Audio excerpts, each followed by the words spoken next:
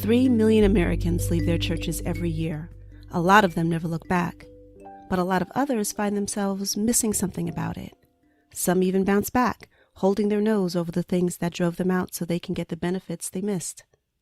Tom Jump isn't going back, but he's the first to acknowledge that religion gets some things right, and he's one of a number of non-religious people proposing new ways to keep the good while leaving the bad behind.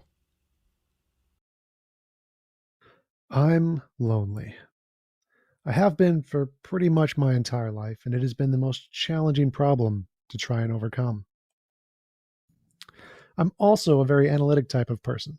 I do extensive research and experimentation to solve problems, so I delved into searching for a cure for my loneliness. I wrote out my plan of action like a movie heist scene, dramatic music and all. The goal, relationships. The mission, meet people and get to know them.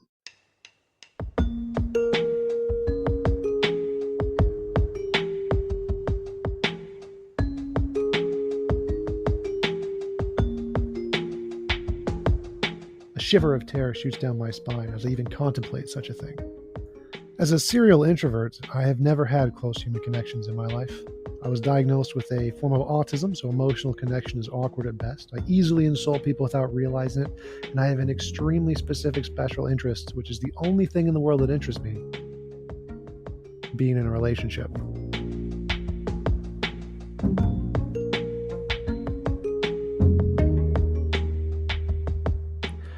Because of my autism, emotional connection is extremely hard for me, which makes physical attraction a lot more important in a relationship than connection. When I tell this to people, it can often come across as socially inappropriate or sexist, which is hard for me because I'm just being honest about fundamentally who I am and what my needs are. Without a relationship, I'm very sad, no matter what else is going on in my life. With a relationship, I'm very happy, no matter what else is going on in my life. Because most of my life I haven't had relationships, I've suffered from major depressive disorder.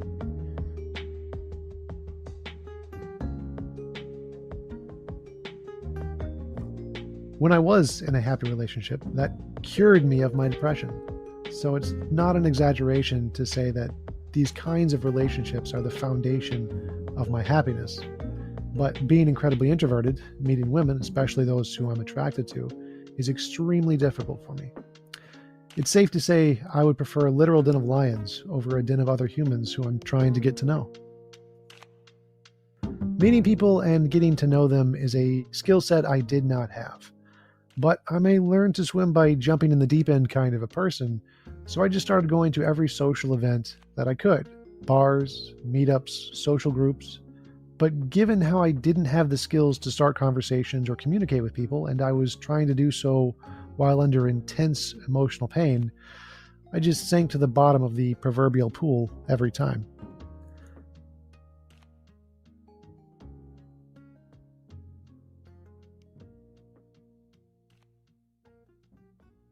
Going about things all on your own is hard. Really hard. Each person has their own strengths and weaknesses, and there are many different skills that are required to succeed in life. Having to do them all on your own is rough. I needed help. Therapy was the obvious first place to look, but therapists only ever offered advice and words, which never helped me and often made things worse. I became frustrated because I was investing so much time and effort into these people and getting nothing from them. What I needed was practical help, someone to find events and go with me to these events, teaching me the skills in practice, someone to accept me for who I am and help me to achieve what I value while being true to who I am, rather than someone who is trying to change who I am and how I think, which is how therapy felt. This was one of the key realizations in my life.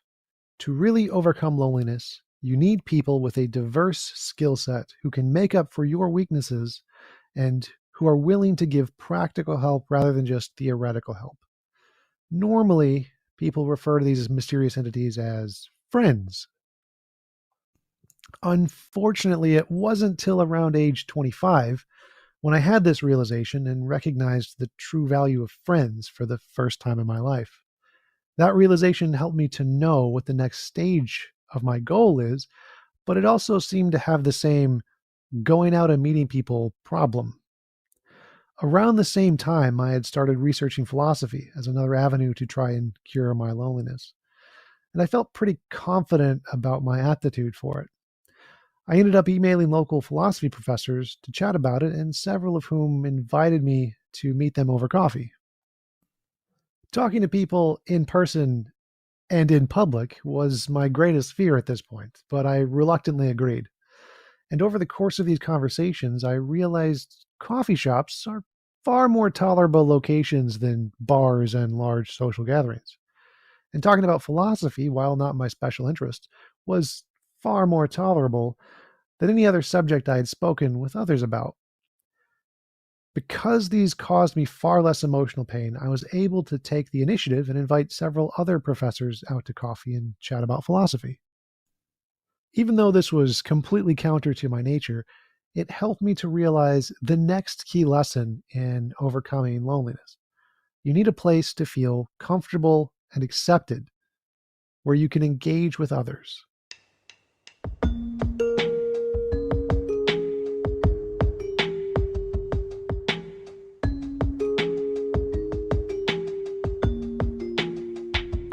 Because of this realization, I started a YouTube channel based around philosophy, and I started seeking philosophy groups to attend, which, conveniently enough, happened to be in coffee shops. In these groups, my mastery of the subject of philosophy gave me the confidence to be able to ask for help from the other members in the areas I wasn't so confident.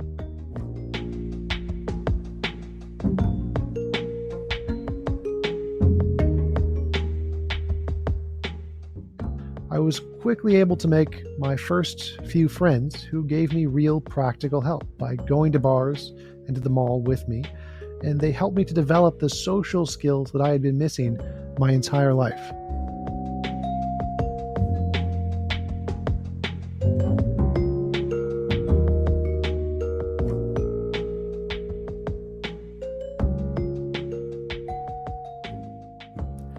I got my first date when I was around 30 years old, and I was able to get a few relationships that gave me what I needed to temporarily cure my loneliness around 33.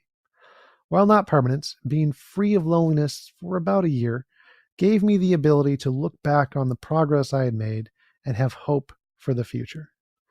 The only thing I'm missing now is connections to the type of people who can make me feel that in an ongoing way. I have learned that curing loneliness means finding a place that has these 5 properties. 1, a group of people with a diverse set of skills who are willing to provide practical help. 2, a place where you can feel comfortable and accepted to engage with others. 3, a place where you can feel you can ask for help. 4, something that makes you feel good about yourself. And 5, connections to the type of people who make you happy. As I was explaining this to my Christian friend, with a beaming smile, he said, "Oh, like at church."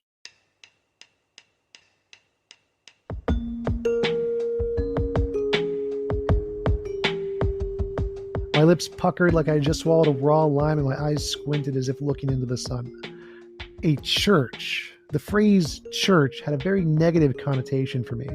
For many of us in the secular community, it's almost synonymous with cult, and often for good reason. But as I thought about it, flashbacks of my time spent with people in church and the stories they told crept back into my mind. Stories of people who had lost their home and needed a place to stay, and the congregation having someone willing to offer an extra room in their home, not just for an individual, but for an entire family, a father, mother, and 3 daughters. Stories of people whose car broke down, and someone in the church offering to give them an old car they weren't using. Stories of people introduced to future wives and husbands, friends and families, business connections, people to help with web design, mowing lawns, babysitting kids, youth groups, sports groups, you name it. Churches have a group of people willing to help. In fact, that's what they were there for. The entire purpose given by this doctrine of Christianity is centered around helping others. Churches seemed to provide a group of people with a diverse skill set who are willing to provide practical help, a place where you can feel comfortable and accepted to engage with others, a place where you can feel you can ask for help, something that makes you feel good and successful about yourself, and connections to the type of people who you need to feel happy. Shit, he's right.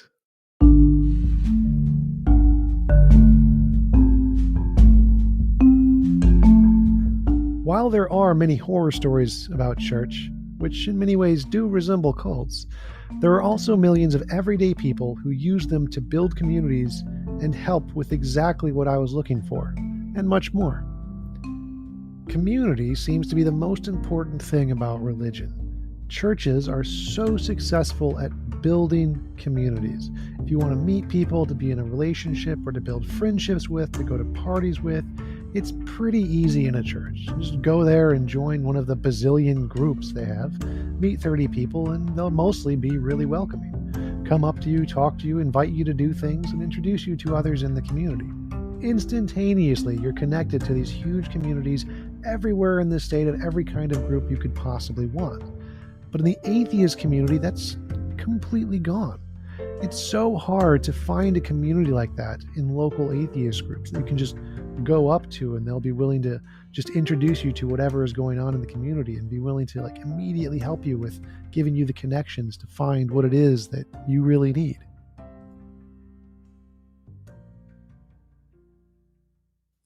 Unfortunately, churches won't really be able to satisfy my needs because I'm a devout atheist. And even though I spent quite a bit of time in churches and in church groups, they are rather hesitant to help a heathen like myself, especially concerning relationships. Because of this, I had never realized the potential church institutions had to provide a community to truly help people.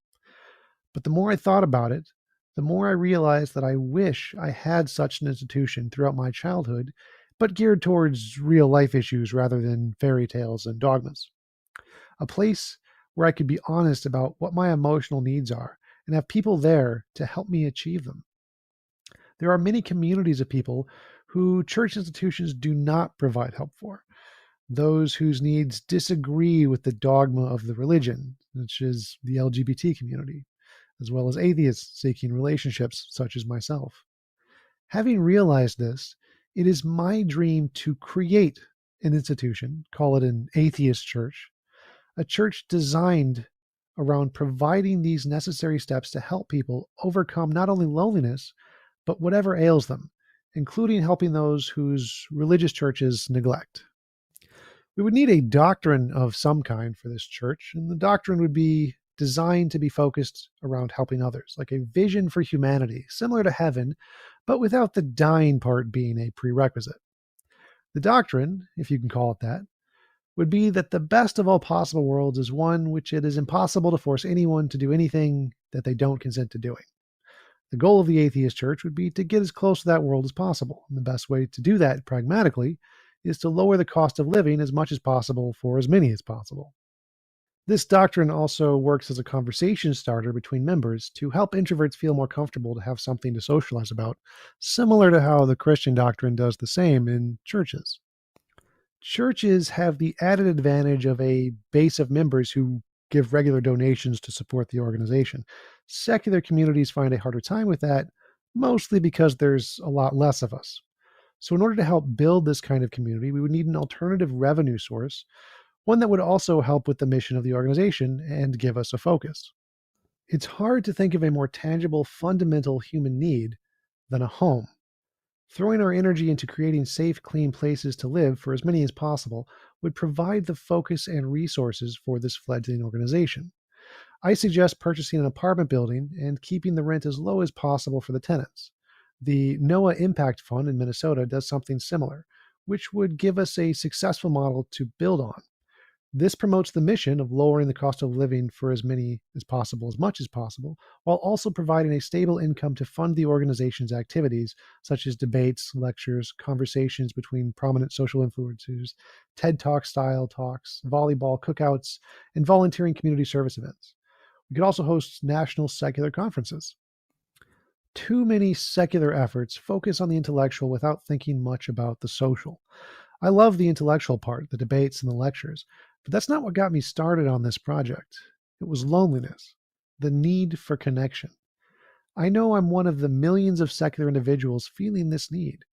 That's why a big part of our purpose would be to simply come together, to be with each other as people. There are so many steps ahead, things that might not even seem obvious, like childcare. Social groups that want to succeed and grow need to include families, and families need childcare so the parents can participate.